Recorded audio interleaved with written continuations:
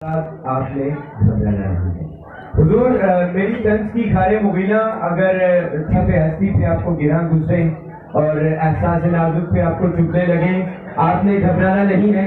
अगर हाज़रीन में से मुझ पर कोई गंदे अंडे या टमाटर फेंकने लगे, उठकर स्टेज को तौबाला कर दे, उठ के माइक तोड़ दे, इस महफिल की ईंट से ईंट बजा दे, मेरी जान लेने का अज़्म समीम रखते हो, फिर भी आपने क्योंकि हम तकरीर और तहरीर को एक नए अंदाज से पेश करना चाह रहे हैं। बिलफर्ज अगर एक दो लड़कों के सर फोड़ दिए जाते हैं, 112 की गाड़ियां हाथ बजाते हुए वारिद आती हैं, मामला अस्पताल से होते हुए थानों से होते हुए कचहरी, लेकिन आपने वाला आप सोच रहे होंगे कि मैं क्यों कह रहा हूँ घबराना नहीं है, क्योंकि हुजूर मेरा ताल्लुक कचहरी के वकील साथ जानते हैं, काले कोटों वाले मेरे यार हैं, क्योंकि उनके साथ मेरा उठना बैठना है, झूठी गवाही देने हो, झूठी शहादतें इकट्ठी करने हो, या मुखालिफ को नाकों चले चढ़वाने हो, सब मेरे बाएं हाथ का खेल है। मुझे पता है अब आप सोच रहे हैं मुझ नाचीज के इतने अच्छे प्यार क्यों हैं, तो मैं बताता चलूं कि मैं कताई नीम हकीम खानदान का चश्मो चिराग हूँ।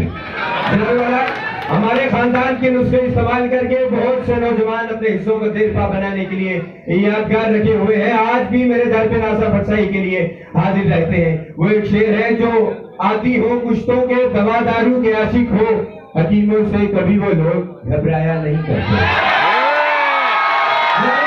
ये सिलसिला उस दिन शुरू हुआ जब एक वकील साहब को उम्मुल मराज कब्ज ने आन लिया।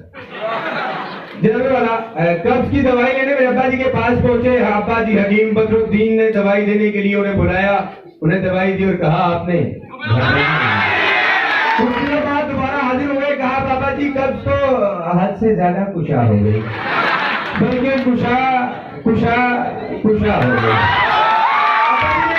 फिर से दवाई दी, कहा आपने घबराना नहीं। उन्होंने दवाई खाई, दवाई खा के कब्ज तो ठीक हो गई, कब्ज हद अदम में आ गई और उनका सर चकराने लगा। जनाब सर चकराते चकराते दोबारा हाजिर हुए, जनाब बहुत बुरा हाल है। अब्बा जी ने कहा आपने फिर से दवाई दी, उनके चक्कर तो राहरास पर आ गए, मगर दवाई ने अपना असर दिखाना शुरू किया और गुर्दे खराब हो गए। अब दोबारा रोते चिल्लाते आए, जनाब मैं क्या करूं, मेरा बुरा हाल है। अब्बा जी ने कहा हमारे बड़े भाई हकीम महताब दीन यहाँ से 30 मील के फासले पर मौजूद हैं, आप वहां जाएंगे, वहां से इलाज करवाएंगे, अगरचे रास्ता बहुत खराब है, लेकिन आपको जाना होगा। जनाब वाला वो वहां गुर्दों की दवाई लेने गए, रिक्शे पर बैठ के गए, लेकिन उनकी कमर हिल गई।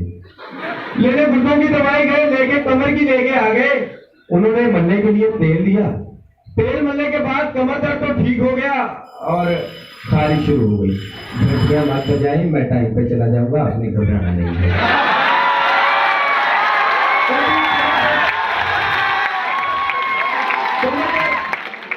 ठीक हो गई, अब तेल ने असर दिखाना शुरू किया, जिससे पे खारिश शुरू हो गई।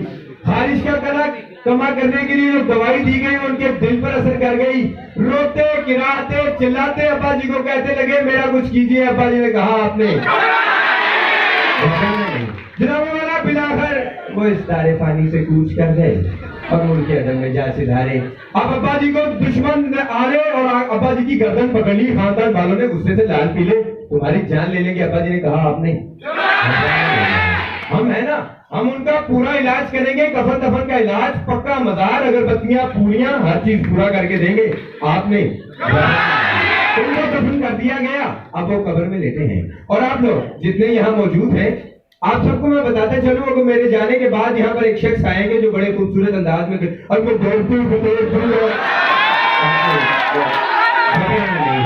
आपने घबराना नहीं है, सब लोग यहाँ मौजूद हैं।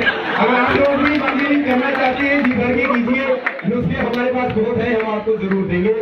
वो एक शेर है कि उस्मान कमर क्यों डरता है, फिर देख खुदा क्या करता है, वो सीधा जन्नत जाता है जो नीम हकीम से मरता है। पाकिस्तानियों हालात बहुत खराब है, ये जब तक मैं आपके साथ हूँ आपके घबराना